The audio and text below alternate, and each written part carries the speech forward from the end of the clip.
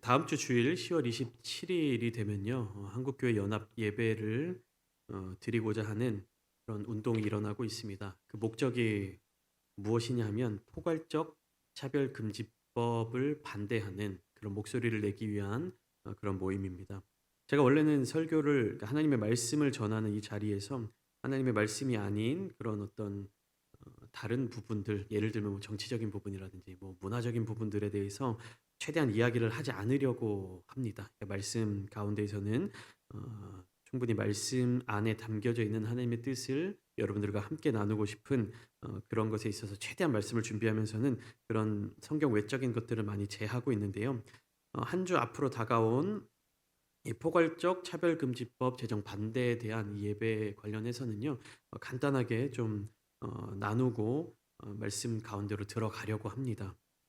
이 차별금지법이라고 하는 이 말은요. 굉장히 듣기에 좋은 말입니다. 이 세상에 차별이 있어서는 안 되죠. 모든 사람들에게는 하나님의 사랑으로 동등한 대우를 받아야 될 만한 자격들이 있습니다.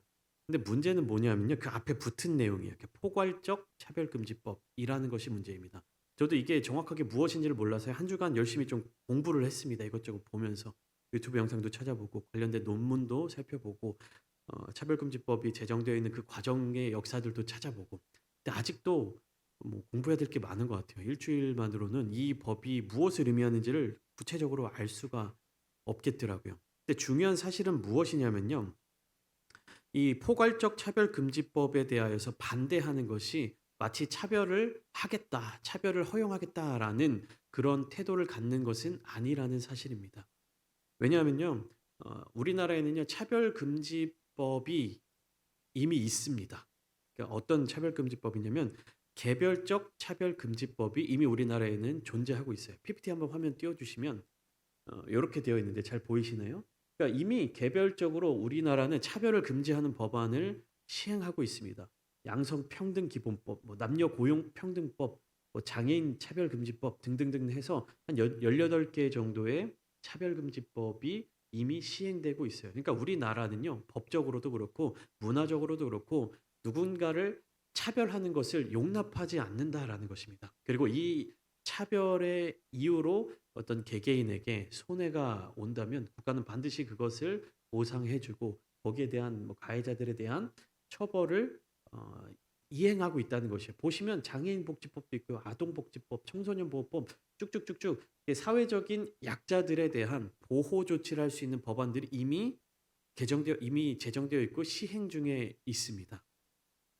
그렇다면 여기에 덧붙이는 포괄적 차별금지법은 무엇이냐? 그러니까 개별적 차별금지법은 이 개개인 개별적으로 받는 차별에 대해서 이 법 조항에 맞게끔 이제 처벌을 내린다는 것이고요. 포괄적 차별금지법은 이 차별금지법 속에 포함되지 않는 요소들까지도 전체적으로 포괄하여서 차별금지법을 제정하겠다라는 의도입니다.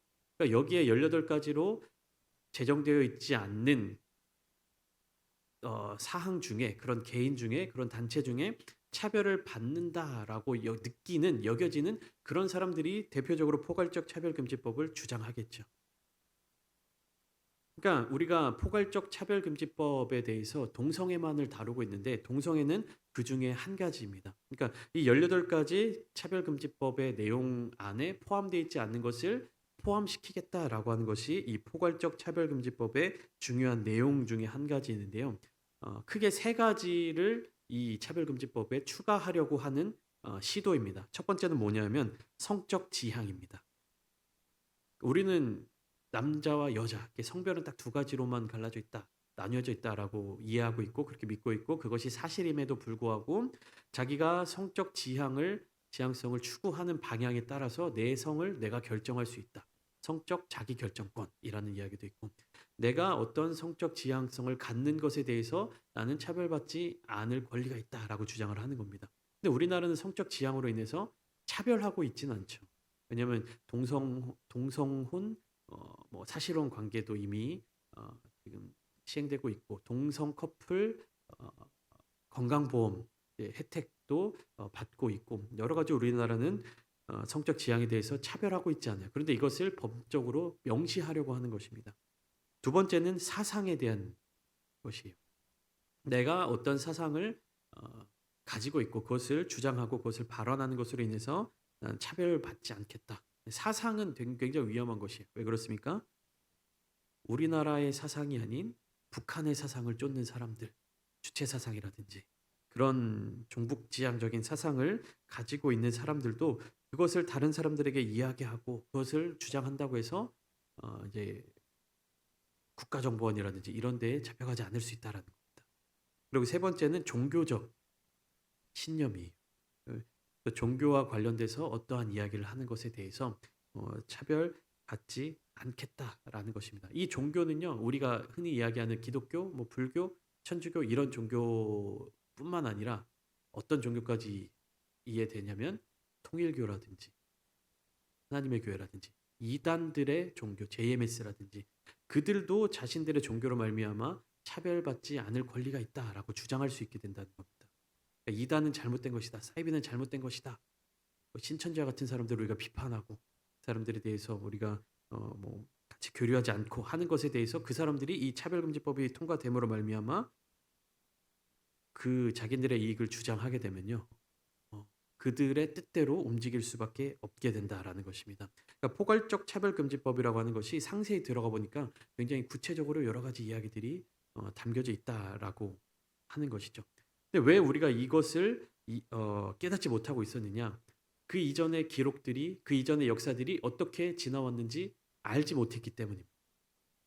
그 과거의 역사들을 잘 살펴보고 과거의 기록들을 잘 살펴봄으로 말미암아 우리는 현재 우리의 상황을 이해할 수 있고 미래를 대비할 수 있는데 과거에 어떻게 일들이 이루어져 왔는지를 우리가 이해하지 못했기 때문에 알지 못했기 때문에 포괄적 차별금지법에 대해서 급격하게 움직일 수밖에 없게 되는 현실에 처해졌다라는 것입니다. 자료들이나 이런 것들을 살펴보니까요. 한 10년 전부터 5년 전부터 포괄적 차별금지법과 관련된 여러 가지 논의들이 진행되어 왔더라고요. 어, 이와 마찬가지로 우리 성경 안에는 역사를 기록한 내용들이 많이 담겨져 있죠. 특별히 이스라엘이라고 하는 이 나라의 역사를 기록한 성경 말씀들이 존재합니다. 그래서 우리는 이 성경 말씀들을 읽어 나가면서 이스라엘의 역사적 이야기들과 그 이야기들 속에 담겨져 있는 하나님의 섭리를 깨닫고 또한 우리들의 삶 가운데로 적용하기도 합니다. 세상 사람들이 고전 문학과 역사를 지혜로 삼아 자신들의 삶을 더 가치 있게 살아가기 위하여서 노력하는 것과 마찬가지로 우리 믿는 그리스도인들은 이러한 성경 속의 역사들을 통해 우리의 신앙생활을 더 가치 있게 만들어갈 수 있습니다. 그런데 우리가 성경을 읽어 나가다 보면 같은 사건 그리고 같은 사람을 바라볼 때 너무 다른 평가를 내리는 것을 종종 볼 수가 있습니다. 대표적으로 다윗의 아들 솔로몬에 대한 평가인데 우리가 함께 나누었던 열왕기상, 열왕기서에 나타난 솔로몬의 모습은 어떻게 기록되어 있습니까? 굉장히 다채롭게 기록되어 있죠. 초반에는 하나님의 말씀에 순종하고 하나님을 사랑했던 솔로몬의 모습이 나타나 있고 그 솔로몬이 점점점 타락해져 가면서 말년에는 우상 숭배로 빠지게 되는 그런 적나라한 묘사들까지 그래서 하나님 앞에 실패한 왕으로서 기록되어 있는 그런 모습 그러니까 정치 외교적으로 또 종교적으로 다양한 솔로몬의 모습들을 기록하고 있는 것이 열왕기서의 내용입니다. 반면에 솔로몬에 대해서 또 기록하고 있는 성경이 있죠. 역대하입니다. 이 역대하에 나타난 솔로몬의 모습은 거의 모든 부분에 대해서 완벽한 왕으로 묘사하고 있습니다. 그리고 우상 숭배와 관련된 자료들도 기록되어 있지 않고요. 이것은 다윗 왕에 대한 기록도 마찬가지입니다. 열왕기서의 그 사무엘상하를 이어지는 이 열왕기서에 기록되어 있는 다윗의 모습과 이 역대상 역대기에 기록되어 있는 다윗의 모습이 서로 다르게 나타나고 있습니다. 그러니까 역대기의 기록에는요. 밧세바에 대한 기록이 없습니다. 다윗이 간음하여 하나님 앞에 큰 죄를 저지른 그 모습이 역대기에는 나타나고 있지 않다라는 것입니다. 그렇다면 이러한 차이는 왜 나타나는 것일까요? 왜 열왕기상에는 다윗과 솔로몬의 연약한 부분, 실패한 부분이 드러나 있고 역대기에는 그런 모습이 나타나고 있지 않는가? 그것은 각 성경들이 쓰여진 목적이 다르고 저자가 바라보고 있는 시각이 다르기 때문입니다. 그러니까 열왕기서를 기록한 저자와 역대기서를 기록한 저자의 시선과 생각이 서로 차이가 난다라는 것입니다. 같은 역사적 사실을 두고 서로 다른 시선을 두고 바라보기 때문에 다른 기록이 나타난다라는 것입니다. 한국 고대사를 공부할 때 빼놓을 수 없는 역사서 두 권이 있습니다. 바로 삼국사기와 삼국유사입니다. 이 두 책이 바라보고 있는 역사적 사건들은 분명 동일한 사건들일 텐데 쓰여져 있는 글의 내용들은 분명한 차이를 보이고 있습니다. 그 이유가 무엇일까요? 왜 이 두 권의 책은 서로 다른 시선을 가지고 있을까요? 간단하게만 요약해 보자면 다양한 이유들이 있겠지만 간단하게만 요약해 보자면 삼국 사기는 왕의 명령을 받은 신하들과 학자들이 집필한 역사서입니다. 반면 삼국유사는 일연 스님이라고 하는 개인이 집필한 책입니다. 그러니까 국가가 주도하여 유학자들이 집필한 삼국 사기와 개인이 집필하여 설화적 불교적 시각을 가진 삼국유사는 동일한 사건에 대한 해석도 다를 수밖에 없는 것입니다. 그러니까 편찬 시기도 다르고 담고 있는 내용도 다르고 이 책을 편찬한 사람들도 달라요. 보시면 삼국사기는 김부식 선생님께서 당시 고려왕 인종의 명을 받아서 편찬하게 된 정사입니다. 때문에 증명되지 않은 이야기는 다루지 않습니다라고 기록되어 있죠. 증명되지 않은 이야기, 역사적 사실만을 객관적인 시각으로 바라보는 것이 삼국사기고요. 삼국유사는 개인이 기록한, 그렇기 때문에 뭐 신화라든지 전설적인 부분이라든지 민간에서 내려오는 그런 이야기들도 다 담고 있다라는 것입니다. 그래서 동일한 내용을 바라보지만 서로 다른 기록을 기록하게 되었다. 이와 마찬가지로 성경 속의 역사서들도 저자들이 가진 시각의 차이에 따라 기록의 내용들이 조금씩 달라지고 있습니다. 그러니까 역사적 사실을 뒤틀어서 거짓을 기록한 것은 아니지만 무엇을 강조하여 말하고 무엇을 약화시킬지에 대한 선택에 따라서 이와 같은 차이가 발생하였다는 것입니다. 신약 성경에서도 나타나고 있죠. 사복음서. 예수님의 사역에 대한, 예수님의 공생의 사역에 대한 네 사람의 시각이 각기 다르게 나타나는 것이 마태, 마가, 누가, 요한복음의 신학인 것이죠. 오늘 읽은 본문이 포함된 열왕기서는요, 신명기 역사서라 이름 붙은 흐름을 따라가고 있습니다. 신명기 역사서. 신명기 역사서는 무엇이냐면요, 신명기, 여호수아, 사사기, 룻기, 사무엘상, 사무엘하, 열왕기상, 열왕기하로 쭉 이어지는 흐름의 역사서입니다. 신명기 역사서는 언제 쓰여졌냐? 바벨론의 포로기 시절에 쓰여졌습니다. 그러니까 이스라엘과 유다가 멸망하고 바벨론에 의해서 포로 생활을 하던 그 시기에 쓰여졌습니다. 왜 이스라엘 자손들이 바벨론의 포로가 되었느냐? 왜 멸망할 수밖에 없었느냐? 왜 멸망을 당할 수밖에 없었느냐? 그 이유를 무엇으로 생각한 겁니까? 하나님과 이스라엘 자손들의 관계가 깨졌기 때문에, 하나님과 친밀한 관계를 유지하지 못했기 때문에 멸망당할 수밖에 없었다. 그렇기 때문에 이스라엘 왕들과 하나님의 친밀감, 관계성에 대해 초점을 맞추고 있는 것입니다. 그래서 신명기서부터 여호수아, 사사기, 룻기 쭉 이어지면 하나님과 개개인의 어떠한 친밀함이 형성되어 있는지, 하나님을 사랑하는 사람들의 모습은 어떠한지, 하나님을 사랑하지 않는 사람들의 모습은 어떠한지에 대해서 기록하고 있습니다. 거기에 초점을 맞추고 있어요. 이스라엘의 진정한 왕이신 하나님의 말씀을 거역하고 우상을 숭배했기 때문에 이스라엘이 멸망했구나. 다윗과 같이 하나님과 친밀한 교제를 나누었던 왕들은 성공하고 그러지 못한 사람들은 실패했구나. 사무엘상을 봐도 그렇죠.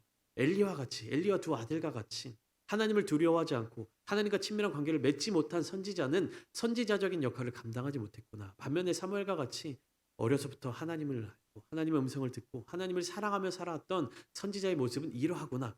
하나님과의 개인적인 친밀한 관계를 중점적으로 이야기를 펼쳐나가고 있는 것입니다. 반면 역대기 역사서라고 이야기하고 있죠. 에스라, 느헤미야, 역대상, 역대하 이런 성경들인데요. 이 역대기 역사서는 그 시각을 조금 다르게 가지고 있습니다. 역대기는 언제 쓰여졌느냐? 바벨론의 포로 시기가 끝난 이후에 기록된 책입니다. 그러니까 북이스라엘은 나라도 아수르에 의해서 멸망당하고 남유다도 바벨론에 의해서 멸망당하고 그들의 고향 땅이 다 황폐해져 있는 상태. 근데 바벨론의 포로 시기가 끝났습니다. 어떻게 해야 됩니까? 끌려갔던 사람들이 다시금 고향 땅으로 돌아오고 이스라엘, 이 나라를 다시 재건해야 하는 상황입니다.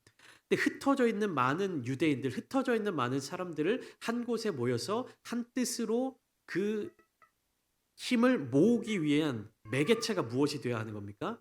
예루살렘 성전이 되어줘야 해요. 무너져 버린 예루살렘 성전을 다시 건축하는 것. 황폐해져간 예루살렘 땅을 다시 회복하는 것이 이 역대기 역사서의 저자가 가지고 있는 주요한 시선인 것입니다. 그러니까 예배가 회복되어야 되는 것이고요. 그 성전이 가지고 있는 가치를 높여야 되는 것입니다. 그래서 역대기 역사서의 자료들은요, 이 왕들의 업적 중에서도 특별히 성전 건축과 온전한 예배 회복에 초점을 맞추고 있어요. 그렇기 때문에 성전 건축을 한 솔로몬 왕에 대해서 부정적인 시각을 쓰지 않는 겁니다. 성전 건축을 준비하고 성전 건축에 대한 마음을 품고 있었던 다윗 왕에 대해서도 그 부분을 주목하여 보고 있는 겁니다. 그들이 저지른 죄에는 초점을 맞추고 있지 않는 것이 하나님과의 관계에 있어서 끊어질 위기에 처한 혹은 끊어져 버린 그러한 죄에 대한 모습은 역대기 역사서의 시선에서는 별로 중요하지 않았던 것입니다. 성전을 회복하는 것, 황폐해져 버린 이 땅을 회복하는 것이 역대기의 저자가 가지고 있는 핵심적인 가치였기 때문에 그러니까 한마디로 정리를 해보면 이 열왕기 역사서든 신명기 역사서에 포함되어 있는 열왕기상은요. 왕들과 하나님과의 관계를 조명하고 있습니다. 반면에 이 역대기 역사서는요. 왕들이 성전 건축을 위해서 예배 회복을 위해서 무엇을 했는가에 더 집중하고 있는 책입니다. 오늘 본문에는 두 명의 왕의 이름이 나타나고 있습니다. 누구와 누구냐면 아비암과 아사입니다. 아비암은 르호보암의 아들이며 아사는 그 아비암의 아들입니다. 그러니까 남유다 왕의 계보로 쭉 이어져 내려오고 있는 것이죠. 다윗, 솔로몬, 르호보암, 아비암 그리고 아사. 이렇게 다윗의 자손들로 왕위가 이어지고 있는 것을 알 수가 있습니다. 그런데 열왕기서에서는요. 이 아비암이라고 하는 왕에 대해서 단 한 절의 말씀으로 평가하고 있습니다. 오늘 본문 3절의 말씀인데요. 제가 읽어드리겠습니다. 아비암이 그의 아버지가 이미 행한 모든 죄를 행하고 그의 마음이 그의 조상 다윗의 마음과 같지 아니하여 그의 하나님 여호와 앞에 온전하지 못하였으나.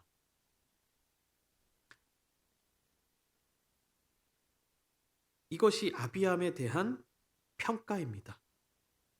근데 이 3절에 나온 아비암에 대한 평가가 세 가지로 나타나고 있는데 첫 번째는 무엇입니까? 그의 아버지가 이미 행한 모든 죄를 행했다. 두 번째, 다윗의 마음과 같지 아니하였다. 세 번째, 하나님 여호와 앞에 온전하지 못하였다. 이 세 가지 평가가 아비암에 대한 열왕기서의 평가입니다. 신명기 역사서의 저자가 평가한 아비암의 내용입니다. 그의 아버지의 죄는 무엇입니까? 솔로몬 때로부터 이어져 내려온 우상 숭배의 죄악입니다. 다윗 왕과 같은 마음을 가지고 있지 않았기 때문에 하나님을 더 사랑하지 못했고 그래서 하나님의 뜻대로 살지 않았기 때문에 이러한 평가를 받을 수밖에 없었습니다. 우상 숭배를 행한 모든 왕들의 죄악은 명백합니다. 하나님을 진정한 왕으로 섬기지 않은 것이죠. 자기가 왕좌의 자리에 올라 있지만 실제 이스라엘의 왕은 하나님이시다라는 이 사실을 망각해버리고 솔로몬, 르호보암, 아비암 이 3대에 걸쳐서 우상 숭배의 죄악을 저질러 버린 것입니다. 솔로몬이 우상 숭배의 죄를 지었을 때 하나님은 그의 아버지 다윗 왕을 기억하셨습니다. 그래서 솔로몬을 심판하시는 것이 아니라 10지파를 떼어 다른 사람에게 주겠다는 그 심판을 다음 세대로 넘기셨어요. 솔로몬을 심판하지 않으셨습니다. 르호보암이 우상 숭배의 죄를 지었을 때 하나님은 그의 조상 다윗 왕을 기억하셨습니다. 그래서 북이스라엘과의 전면전 큰 전쟁을 막아주셨습니다. 오늘 본문 속에서 아비암이 우상 숭배의 죄를 지었을 때 하나님은 마찬가지로 그의 조상 다윗을 기억하셔서 심판을 유보하실 뿐 아니라 오히려 그의 아들 아사를 세워주셨습니다. 본문 말씀 4절과 5절을 한번 함께 읽어보겠습니다. 4절 5절입니다. 시작. 그의 하나님 여호와께서 다윗을 위하여 예루살렘에서 그에게 등불을 주시되 그의 아들을 세워 뒤를 잇게 하사 이는 다윗이 햇사람 우리야의 일 외에는 평생에 여호와 보시기에 정직하게 행하고 자기에게 명령하신 모든 일을 어기지 아니하였습니다. 솔로몬과 르호보암, 아비암 3대에 걸쳐서 이 세 명의 왕이 모두 동일하게 우상 숭배의 죄를 저질렀는데 하나님께서는요 그들에게 그 죄를 돌이킬 수 있는 회개의 기회를 주셨습니다. 그러니까 심판을 계속 유보해 주셨어요. 미뤄 주신 것입니다. 왜 그렇습니까? 그들이 잘나서가 아닙니다. 하나님께서는요, 다윗 왕의 마음을 기억해 주셔서 그의 자손들에게 기회를 주시는 것이에요. 하나님께서는 나를 사랑하고 내 계명을 지키는 자에게는 천대까지 은혜를 베풀어 주신다라고 약속을 해 주셨습니다. 그렇기 때문에 다윗의 자손들 이어서 계속해서 우상 숭배하는 그 죄에 빠졌음에도 불구하고 하나님은 즉각적으로 심판을 내리지 않으시고 회개의 기회를 주신다는 것이죠. 다윗 왕은 진정으로 하나님을 사랑했고 하나님과의 관계를 깊이 다른 어떠한 것들보다 가장 중요하게 여겼던 왕이었기에 하나님께서는 그것을 기억해 주신 것입니다. 오늘 이 예배를 함께 드리신 성도님들 또한 하나님을 전심으로 사랑하셔서 여러분들을 통해 가정이 세워지고 자녀손들이 복을 받는 귀한 분들이 다 되시기를 축복합니다. 우리가 하나님과의 관계를 회복해야 돼요. 우리가 하나님과의 관계를 깊이 누려야 합니다. 그것이 나에게 유익이 되기도 하지만 하나님께서 나를 통하여서 나의 후손들에게, 나의 가족들에게, 나의 자녀들에게 베풀어 주신 그 복이 계속해서 이어지게 하게끔 하기 위함입니다. 여러분 자녀들을 두시고 기도하실 때 걱정하지 마세요. 낙심하지 마십시오. 내가 하나님과의 관계가 회복될 때, 내가 하나님과의 관계가 온전히 사랑으로서 충만해질 때 하나님께서는요 그 관계를 기억하셔서 우리들의 자녀들에게까지 그 사랑을 이어가신다는 것입니다. 우리의 자녀들이 혹여나 죄 가운데 빠진다 하더라도 하나님은 즉각적으로 심판하시고 그들을 미워하시는 것이 아니라 우리와의 관계를 기억하셔서 그들이 돌아올 수 있는 기회, 그들이 심판을 유보할 수 있는 기회, 그들이 다시금 하나님의 사랑의 자리 가운데로 들어올 수 있는 그 기회를 주신다는 것이에요. 오늘 본문이 포함된 이 열왕기서에는 왕으로서 아비암의 공적이 단 한 절로 나타나고 있습니다. 그리고 북이스라엘과의 관계도 단 한 절로 묘사하고 있어요. 아비암과 여로보암 사이에도 전쟁이 있으니라. 이러고 설명하고 끝이 납니다. 그러니까 열왕기서에 나타나 있는 아비암의 이 역할을 보면요, 그냥 그 아버지 르호보암과 그의 아들 아사 사이의 연결고리로밖에 보이지 않습니다. 구체적으로 어떤 죄를 지었고 어떤 업적을 남겼고 왕으로서 이룩한 것은 무엇인지 아무런 설명을 해주고 있지 않습니다. 이것은 열왕기서의 저자가 볼 때, 신명기 역사서의 저자가 볼 때 아비암은 하나님과 전혀 올바른 관계, 정직한 관계를 맺지 못하고 깊은 관계를 맺지 못한 왕이었다라는 뜻입니다. 혹시나 세상적으로 공적을 세웠다 할지라도 그것이 하나님과 더 친밀한 관계, 하나님을 왕으로 온전히 섬기는 모습이 아니라면 설명할 가치가 없다는 이야기죠. 그런데 역대기를 보면 이 아비암 왕에 대해서 조금은 다른 한 가지 모습을 보여주고 있습니다. 열왕기서에는 단 한 절로 설명되어 있던 이 아비암에 대하여 역대기서는요, 역대하 13장의 전체 말씀을 통해서 이 아비암 왕의 공적에 대하여 이야기를 하고 있습니다. 그러니까 열왕기서에는 한 절로 나타내는 아비암 왕이 역대기서에는 한 장을 전체 할애해서 소개하고 있다는 겁니다. 이 말은 결국 무슨 뜻입니까? 아비암은 국정을 운영하는 일에 있어서 상당한 정도의 능력이 있었다라는 왕이라는 사실입니다. 특별히 여로보암이 왕으로 있던 북이스라엘과의 전쟁에 대해 더 상세하게 기록하고 있는데 역대기의 저자는 이때 아비암이 북이스라엘 군대를 향해 외친 연설에 상당히 집중하고 있습니다. 우선 역대기에 자세히 나타나고 있는 남유다와 북이스라엘의 전쟁의 양상을 살펴보면 우선 군대의 규모가 크게 차이가 나고 있습니다. 역대하 13장 3절은 이렇게 기록되어 있습니다. 아비암은 싸움에 용감한 군사 40만 명을 택하여 싸움을 준비하였고 여로보암은 큰 용사 80만 명을 택하여 그와 대진한지라. 남유다의 용사는 군대는 40만 명이었고 북이스라엘의 군사는 그 두 배인 80만 명이었습니다. 그러니까 단순히 군대의 규모나 병력의 숫자로만 봤을 때에는 상대가 되지 않는 싸움입니다. 그런데 아비암은 이에 두려워하지 않고 스마라임이라고 하는 산 위에 올라가서 이스라엘 무리들을 향하여 외칩니다. 여로보암과 이스라엘 무리들아 다 들으라. 그러니까 상대 적군의 군사들을 향해서 이렇게 연설을 외치는 것입니다. 하나님께서 다윗 왕과 영원한 언약을 맺으신 것을 너희가 알지 않느냐? 그 다윗의 아들 솔로몬 때에 신하였던 저 여로보암이 르호보암 왕을 배신하였다. 반역을 일으켰다. 다윗의 혈통인 이 남유다에 하나님께서 부어주신 정통성이 있는데 너희는 어찌하여 저 반역자의 무리에 함께하고 있느냐? 너희가 하나님의 정통성을 가진 이 왕을 대적하여서 전쟁을 일으킨다면 너희는 하나님을 대적하는 것이다. 이렇게 외치고 있는 것이. 하나님은 우리와 함께 계시는데 너희와 함께하는 신은 저 가짜 금송아지뿐이다. 여로보암이 두 군데의 금송아지를 세웠죠. 그러니까 아비암이 이것을 외치는 것이 하나님을 향한 예배, 하나님을 향한 어떤 진정한 예배의 모습에 대해서 여로보암의 죄를 지적하고 있는 것이요.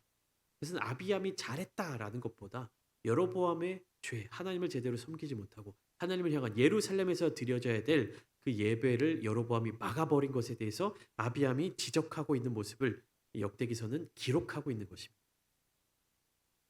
이런 북이스라엘 군대를 향한 아비암의 마지막 한마디가 선포되며 전쟁은 시작됩니다. 역대하 13장 12절은 이렇게 기록하고 있습니다. 하나님이 우리와 함께하사 우리의 머리가 되시고 그의 제사장들도 우리와 함께하여 전쟁의 나팔을 불어 너희를 공격하느니라. 이스라엘 자손들아 너희 조상들의 하나님 여호와와 싸우지 말라. 너희가 형통하지 못하리라. 이렇게 외치며 전쟁은 시작됩니다. 전쟁의 결과가 어떻게 되었을까요? 전쟁의 상황은요, 남유다가 도저히 이길 수 없는 상황이었습니다. 왜냐하면 일단 군대의 규모가 2배 차이가 나고 있었고, 그리고 이런 아비암 왕이 이 연설을 하고 있을 때 북이스라엘 군대들은요, 일부를 유다의 뒤로 돌아 복병을 보냈습니다. 그러니까 전술과 전략적으로도 북이스라엘이 훨씬 더 탁월한 선택을 했던 것입니다. 그러니까 남유다의 입장에서는 이 40만의 군대가 그 2배인 80만의 군대에게 둘러싸인, 앞뒤로 꽉 막혀서 둘러싸인 형편이 된 것입니다. 군사의 숫자도 부족하고 전술적인 부분도 뒤처졌는데 결과는 어떻게 나왔습니까? 남유다의 대승으로 끝났습니다. 40만 명의 군대로 80만 명의 군대와 싸워서 50만 명을 쓰러뜨리는 엄청난 결과가 나타났습니다. 이 모든 일의 이유를 역대하 13장 18절은 이렇게 설명하고 있는데 우리 함께 한 목소리로 읽으면 좋겠습니다. 역대하 13장 18절의 말씀입니다. 시작. 그때에 이스라엘 자손이 항복하고 유다 자손이 이겼으니 이는 그들이 그들의 조상들의 하나님 여호와를 의지하였음이라. 아멘. 다른 것은 없습니다. 군사의 규모가 어떻든 전술이 어떻든지 간에 전쟁의 승리는 하나님의 손에 달려 있음을 명확하게 결론짓고 있는 것입니다. 아비암은요, 자기가 능력이 있었고 자기가 어떤 대단한 실력이 있었다. 이것은 우리가 알 수 없습니다. 그러나 무엇입니까? 아비암이 전쟁에서 승리할 수 있었던 이유는 하나님의 능력 때문이라는 것입니다. 아비암은 그 전쟁이 벌어졌던 그 순간 하나님의 능력을 의지하여 전쟁에 나갔고 그 전쟁에서 승리했던 것입니다. 그렇기 때문에 역대기의 저자는 아비암의 이 마음을 높게 치하하고 있는 거예요. 아비암이 훌륭한 사람이 아니었고 훌륭한 왕이 아니었고 하나님과 개인적인 친밀한 관계를 갖고 있는 왕은 아니었지만 예배를 회복하고 하나님의 능력을 찬양하며 그 예배의 정통성을 회복하기 위한 이 연설을 기억했던 것이에요. 그렇기 때문에 역대하에서는 하나님의 능력을 의지한 왕으로 묘사된 아비암이 열왕기상의 말씀 속에서는 아무런 존재감을 나타내 보이지 못하는 것입니다. 아비암의 연설을 통해서 하나님께 드리는 제사, 제사장들의 역할, 여호와의 계명을 지키는 모습을 강조하는 것을 기억해 주신 것입니다. 그러나 역사적으로 혹은 실제적으로 아비암이 어떠한 공적을 세웠는지 상관없이 열왕기서는요, 아비암 왕에 대해서 아무런 기록을 하고 있지 않습니다. 그것은 무엇을 말합니까? 아비야 왕 그가 개인적으로 하나님과 친밀한 교제를 누리지 못했다는 사실을 증명하고 있는 것입니다. 하나님의 능력은 믿고 의지하였으나 하나님과 친밀한 교제가 없었던 왕. 바꾸어 말하면 하나님과 친밀한 교제는 없었지만 하나님의 능력은 이용한 왕이라고도 표현할 수 있지 않겠습니까? 이것은 아주 무서운 이야기입니다. 오늘날 우리가 열심을 다해 충성스럽게 신앙생활을 해 나간다 하더라도 날마다 하나님과 친밀한 관계를 맺는 삶을 살아가지 않는다면 하나님이 우리를 얼마나 사랑하시는 분인지를 알면서도 하나님보다 더 사랑한 것이 존재한다면 하나님을 나의 전부, 나의 목적이 아니라 하나의 수단으로 삼는다면 하나님 또한 우리를 그 정도로밖에 여겨주시지 않으실 것이라는 사실입니다. 오늘 본문 5절에 나온 것처럼 다윗은 그의 평생에 거의 유일한 흠이 될 죄, 무엇입니까? 밧세바와의 동침 이후에 하나님 앞에 이렇게 간절히 구했습니다. 시편 51편 11절 말씀입니다. 나를 주 앞에서 쫓아내지 마시며 주의 성령을 내게서 거두지 마소서. 햇사람 우리아의 일 5절 말씀. 햇사람 우리아의 일이 무엇입니까? 밧세바와 가늠하여 동침한 일입니다. 그래서 나단 선지자가 다윗 왕을 찾아와서 그 죄에 대해서 지적했을 때 다윗은요 다른 말이 없었습니다. 이렇게 얘기했습니다. 내가 여호와께 죄를 범하였노라. 죄를 지적당했을 때 즉시 그 죄를 인정하고 하나님 앞에 엎드린 것이 바로 다윗 왕이었습니다. 그러니까 다윗 왕에게 있어서는 자기의 어떤 왕으로서의 역할, 왕으로서의 권위, 왕으로서의 어떤 모습, 능력 이것보다도 하나님과의 관계가 우선이었다라는 사실입니다. 죄를 짓고 나서 선지자의 책망에 곧바로 회개한 왕이 다윗입니다. 벌을 받는 것보다도 하나님과의 관계가 끊어지는 것을 더 두려워한 다윗이었습니다. 이 다윗을 하나님은 사랑하셨습니다. 오늘날 저와 여러분들의 삶 가운데 하나님은 어느 위치에 서 계십니까? 우리가 포괄적 차별금지법을 반대하는 그 예배를 함께 모이는데 그 예배의 목적도 무엇에 있어야 되겠습니까? 어디에 있어야 되겠습니까? 우리가 이러한 법이 제정되는 것을 기어이 막아야 하는 이유가 어디에 있는 것입니까? 우리가 행동하는 모든 것들, 우리가 결정하는 모든 것들, 우리가 살아가는 모든 삶의 순간순간마다 우리가 행동하는 그 이유와 목적이 어디에 있습니까? 여러분, 하나님을 사랑하는 마음으로 행해야 하는 것입니다. 모든 목회적인 방향도, 모든 교회의 선택도, 모든 신앙생활을 하는 그리스도인들의 선택도 다 하나님과의 관계를 중점으로 두고 살아가야 하는 것입니다. 아무리 좋은 일, 아무리 옳은 일, 아무리 의로운 일을 행한다 하더라도 나와 하나님 사이에 친밀한 관계가 없다면 그것은 우리에게 아무런 유익이 될 수 없다는 사실입니다. 하나님을 사랑하는 삶을 살아가십시오. 하나님과 깊은 마음을 나누는 삶을 살아가십시오. 우리가 이 나라를 걱정하고 이 미래를 걱정할 때 그렇기 때문에 우리가 나서서 함께 모이기 위해서 힘쓰는 것 아닙니까? 그러기 위해 서울에서 10월 27일 날짜를 잡아서 함께 모이자고 하는 것이 아닙니까? 그러나 여기에 우리가 하나님을 사랑하는 마음이 빠져버린다면 아무 소용이 없다는 것입니다. 우리의 미래, 이 나라의 미래, 우리 자녀들의 미래가 걱정되지 않으십니까? 그것 때문에 동성애를 정말 경계하는 것이고 그것 때문에 이 나라의 정책을 위해서 기도하는 것 아닙니까? 그러나 그렇게 나서서 행동하는 것도 중요하지만 그 이전에 무엇이 앞서야 됩니까? 하나님과 나와의 관계. 내가 하나님과 깊은 관계를 누린다면 하나님은 나의 자녀들을 위해서도 한 번 더 기회를 주신다는 것입니다. 버리지 않으신다는 것입니다. 그들을 지켜주시기 위하여서 한 번 더 손을 내밀어 주신다라는 사실입니다. 우리 스스로의 기준을 정확하게 세우고 하나님께로 마음을 향해야 합니다. 하나님께 마음을 향하지 않는다면 우리 또한 언제든지 아비암과 같이 될 수도 있습니다. 아비암도 북이스라엘과의 전쟁에서 크게 승리한 왕이었음에도 불구하고 어떤 왕으로 열왕기서에서는 기록되어 있습니까? 하나님과 아무런 관계가 없는 왕으로 기록되어 있습니다. 우리가 역사적인 이 순간순간마다 정말로 중요한 결정을 하고 위대한 결정을 한다 할지라도 우리 자신이 하나님과 깊은 관계를 누리지 못한다면 우리 또한 우리가 이 땅에서 이루한 모든 것들이 아무런 의미가 없는 일들이 되어버릴 수 있는 것입니다. 사랑하는 성도 여러분, 주님을 온전히 바라보십시오. 우리의 기도가 어떠한 상황 속에서도 주님만을 사랑하며 바라보며 살아가기 위한 기도가 되기를 소망합니다. 우리가 살아가는 모든 이유가 하나님으로 집중되기를 원합니다. 오늘 이 시간 함께 이 말씀을 듣고 기도의 자리 가운데로 나아가실 때 여러분 하나님을 온전히 바라보는 우리가 되게 하여 주시옵소서. 나의 안에 있는 죄악된 모든 것들을 내려놓고 하나님께로 나아가는 것들을 방해하는 모든 것들을 거절하고 오직 하나님만을 찾는 이 시간 되기를 소망합니다. 그렇게 나아갈 때 하나님께서 우리를 깊이 사랑하여 주시며 하나님의 큰 은혜의 자리 가운데로 인도하여 주실 줄을 믿습니다. 그렇게 하나님의 사랑을 온전하게 누리며 한 주간의 삶을 살아내시는 저와 여러분들이 되시기를 예수님의 이름으로 축원합니다.